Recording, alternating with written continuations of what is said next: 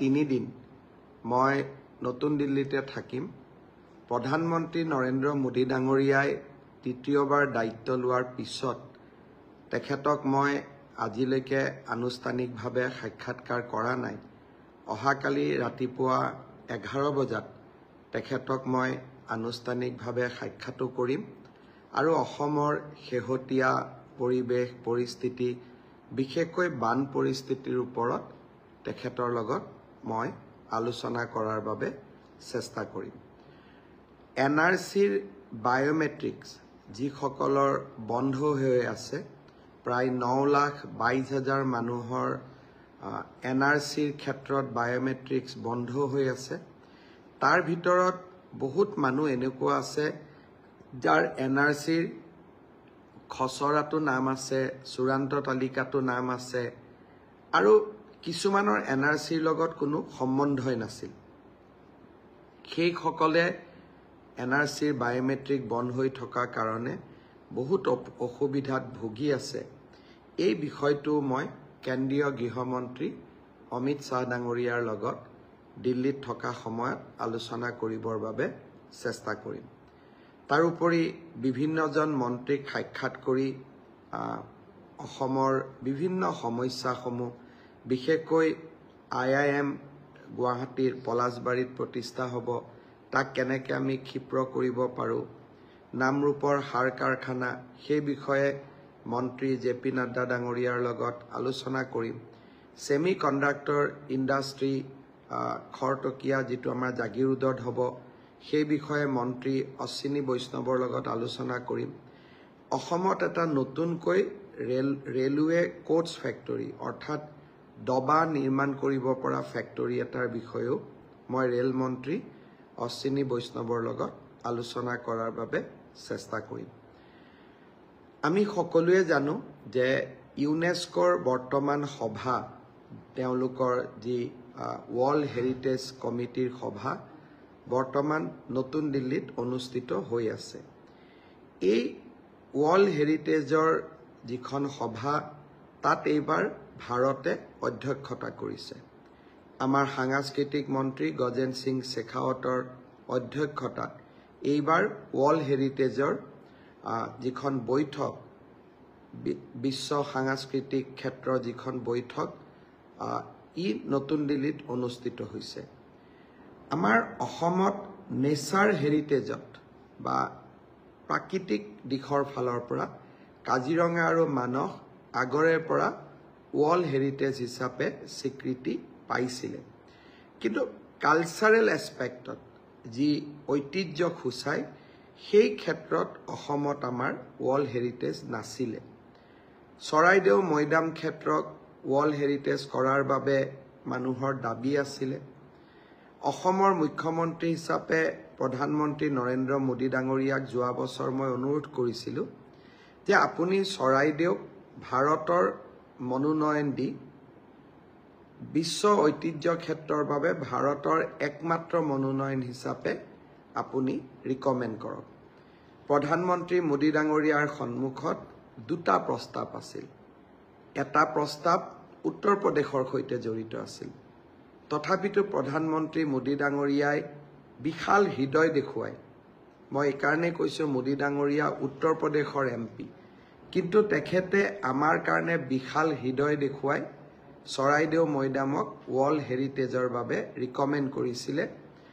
আৰু আজি মোদী ডাঙৰীয়াৰ ভাষণত এই কথা প্ৰায় স্পষ্ট হৈ পৰিছে যে অহা 26 তাৰিখে চৰাইদেউ মৈদাম ক্ষেত্ৰ বিশ্ব ঐতিহ্য ক্ষেত্ৰলৈ ৰূপান্তৰ হ'ব। নেচাৰ কেটেগৰীক বাদ দি সাংস্কৃতিক কেটেগৰীত, কালচাৰেল কেটেগৰীত এয়া অসম আৰু উত্তৰ পূৰ্বাঞ্চলৰ প্ৰথম ৱৰ্ল্ড হেৰিটেজ বিশ্ব ঐতিহ্য ক্ষেত্ৰ হ'বলৈ গৈ আছে। লাচিতৰ 400তম জন্ম জয়ন্তীয়ে হওক বা চৰাইদেউ মৈদামক বিশ্ব ঐতিহ্য ক্ষেত্ৰলৈ ৰূপান্তৰ কৰাত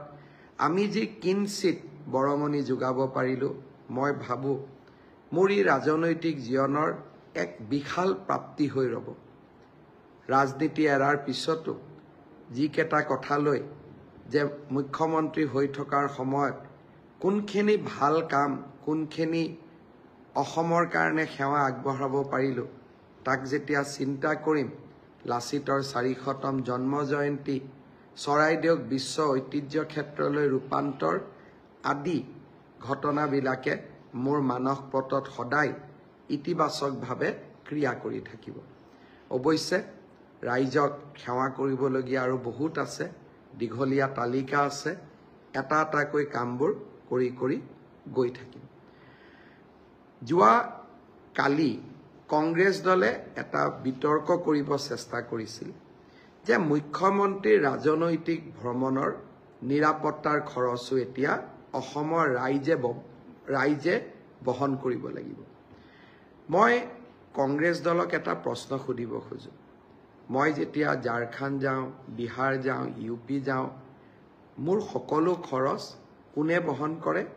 ভাৰতীয় জনতা পাৰ্টিয়ে বহন কৰে কিন্তু নিৰাপত্তা দিয়াটো এখন চৰকাৰৰ দায়িত্ব মুখ্যমন্ত্ৰীয়ে হওক বা আন বিৰোধী ৰাজনৈতিক দলকে হওক নিৰাপত্তাৰ খৰচ কোনে কৰিব কাৰ ভাগ্যত এই খৰচ যায় কেনেকৈনো তাৰ খৰচ হ'ব এই কথাবিলাকত আমি মাতো নামাতো কাৰণ মুক্ত নিৰাপত্তাৰ প্ৰয়োজন নাই মানুহৰ মৰমত মই থাকো চৰকাৰে ভাবে মোক নিৰাপত্তাৰ প্ৰয়োজন আছে চৰকাৰে দিব নিৰাপত্তা লৈ মইতো একো কৰিব নোৱাৰো মোক কিয় নিৰাপত্তা লাগে মইতো অকলেই থাকিব পাৰো আৰু মুখ্যমন্ত্ৰীৰ আসনখন সদায়তো মোৰ লগত নাথাকে সদায়তো ইমান সিকিউৰিটিও মোৰ লগত নাথাকে সিকিউৰিটি হিমন্ত বিশ্ব শৰ্মাক নিদিয়ে সিকিউৰিটি অসমৰ মুখ্যমন্ত্ৰীজনক দিয়ে এতিয়া মই এটা প্ৰশ্ন সুধিব খোজো মইতো অসমৰ মুখ্যমন্ত্ৰী যোৱা কালিলৈকে ৰাহুল গান্ধীৰ দায়িত্ব কি আছিল সোনিয়া গান্ধীৰ দায়িত্ব কি আছিল মল্লিকাৰ্জুন খাৰ্গেৰ দায়িত্ব কি আছিল প্ৰিয়ংকা গান্ধীৰ দায়িত্ব কি আছিল কিন্তু তেখেতসকল অসমত আহিলেও যেতিয়া অসমত আহিলে তেওঁলোকৰ নিৰাপত্তাৰ খৰচ জানো অসম চৰকাৰে বহন নকৰে আজি কংগ্ৰেছ দলে অলপ সময়ৰ কাৰণে চিন্তা কৰক ৰাহুল গান্ধীয়ে যেতিয়া ভাৰত জোড়ো ন্যায় যাত্ৰা চলাইছিল তাৰ নিৰাপত্তাৰ খৰচ কোনে বহন কৰিছিল তেওঁতো অসমৰ মুখ্যমন্ত্ৰীও নহয় অসমৰ মুখ্যমন্ত্ৰীক নিৰাপত্তা দিয়াৰ দায়িত্ব অসম চৰকাৰে ল'ব কিন্তু ৰাহুল গান্ধীক নিৰাপত্তা দিয়াৰ খৰচ অসমৰ ৰাইজে কিয় বহন কৰিব কিন্তু আমি বহন কৰিব লাগিব কাৰণ হেয়া ৰাষ্ট্ৰৰ দায়িত্ব ৰাহুল গান্ধীয়ে যেতিয়া গোটেই ভাৰততে ভাৰত জোড়ো ন্যায় যাত্ৰা কৰিছিল ভাৰতৰ সেই চৰকাৰসমূহেতো ৰাহুল গান্ধীক নিৰাপত্তা প্ৰদান কৰিছিল ক'ব গ'লে সমগ্ৰ ভাৰততে তেওঁ ন্যায় যাত্ৰা কৰিছিল কংগ্ৰেছ দলে ভাবি চাব লাগে যে যদি মুখ্যমন্ত্ৰী নিৰাপত্তাৰ খৰচ চৰকাৰে দিব নোৱাৰে তেতিয়ালে ৰাহুল গান্ধী নিৰাপত্তাৰ খৰচো চৰকাৰে দিব নোৱাৰে তাৰমানে অহাবাৰ ৰাহুল গান্ধী অসমত আহিলে তেখেতৰ নিৰাপত্তাৰ ক্ষেত্ৰত বেয়াই হোৱা খৰচৰ হিচাপটো আমি কি ৰাজীৱ ভৱনলৈ পঠাই দিম নেকি ৰাজনীতি ইমান তলত গৈ নহয় মই কংগ্ৰেছ দলক বিনম্ৰতাৰে অনুৰোধ কৰিম অসমৰ বিধানসভাৰ নিৰ্বাচন 2026লৈকে আছে বহু কাম আমি কৰিবলৈ বাকি আছে ৰাইজে সিদ্ধান্ত ল'ব সময়ত 2 বছৰ আগৰ পৰা ইমান চিন্তা কৰি ৰাতি টোপনি নোহোৱা কৰাৰ কোনো কাৰণ থাকিব নোৱাৰে প্ৰতিজন ৰাজনৈতিক নেতা নিৰাপত্তাৰ দায়িত্ব ৰাজ্য চৰকাৰ কেন্দ্ৰীয় চৰকাৰে গ্ৰহণ কৰে একৰ্ডিং টু থ্ৰেট পাৰসেপশন মই আশা কৰো যে নিৰাপত্তা আদি বিষয়ক লৈ কংগ্ৰেছ দলে যাতে ৰাজনীতি নকৰে মই আগতে কৈ আহিছিলো যে কেইটামান দিন মোৰো ৰাজনীতি কৰাৰ ইচ্ছা নাই লোকসভা নিৰ্বাচনক লৈ বহুত ৰাজনীতি কৰিলো এইকেইটা দিন অসমৰ মানুহৰ কাৰণে আমি কাম কৰিব লাগে যাতে সদায় ৰাজনীতি কৰি নাথাকি মানুহৰ কাৰণে আমি কিছু কৰি থৈ যাব পাৰো বানপানীৰ সাহায্য হল এতিয়া পুনৰ সংস্থাপনৰ কাম কৰিব লাগিব লগতে ৰাইজক মই এটা ভাল খবৰো জনাব খোজো অহা 16 আগষ্টৰ পৰা আমি অসমৰ মহাবিদ্যালয় উচ্চতৰ মাধ্যমিক বিদ্যালয় আৰু বিশ্ববিদ্যালয়সমূহত নিযুত মইনাৰ পপত্ৰ বিতৰণৰ কাম আৰম্ভ কৰিম সকলো কলেজত এইবাৰ নামভৰ্তি কৰা ছাত্ৰীসকলে বিনামূলীয়া প্ৰপত্ৰ পাব। এই প্ৰপত্ৰসমূহ পূৰণ কৰি তেওঁলোকে আমাক 10 বা 12 ছেপ্টেম্বৰৰ ভিতৰত প্ৰপত্ৰসমূহ উভতাই দিব। মোৰ মনত ইচ্ছা আছে যে নিযুত মইনা আঁচনিখনৰ প্ৰথম ধন আমি যাতে 1 অক্টোবৰত ৰাইজৰ ছোৱালীসকলৰ আমাৰ কন্যা সন্তানসকলৰ একাউণ্টলৈ আমি পঠাব পাৰোঁ। অৱশ্যে আপোনালোকেও জানে যে নিযুত মইনা আঁচনিখন হ'ল চাইল্ড মেৰেজৰ বিপক্ষে লোৱা এখন আঁচনি, অৰ্থাৎ জেণ্ডাৰ জাষ্টিছৰ কাৰণে লোৱা এখন আঁচনি। সেইকাৰণে ডিগ্ৰী পৰ্যায়লৈকে যিসকল ছাত্ৰী কলেজত যায় কিন্তু তেওঁলোকৰ ইতিমধ্যে বিয়া হৈছে, তেওঁলোকে আঁচনিখনৰ সুযোগ নাপাব। অৰ্থাৎ পোষ্ট গ্ৰেজুৱেটত বিয়া হোৱা ছোৱালীয়েও এই আঁচনিখনৰ সুবিধা পাব, কিন্তু হায়াৰ ছেকেণ্ডেৰী আৰু ডিগ্ৰীত বিয়া নোহোৱা ছোৱালীৰ বাবেহে এই আঁচনিখন মুকলি হৈ থাকিব। মোক কেতিয়াবা ল'ৰাসকলে সোধে যে মামা আমাৰ কাৰণে একো আঁচনি নাই নেকি? চাইল্ড মেৰেজৰ বিপক্ষে লোৱা আঁচনি এখনত মই ছোৱালীসকলকে অন্তৰ্ভুক্ত কৰিব লাগিব, ল'ৰাক অন্তৰ্ভুক্ত কৰিব নোৱাৰোঁ।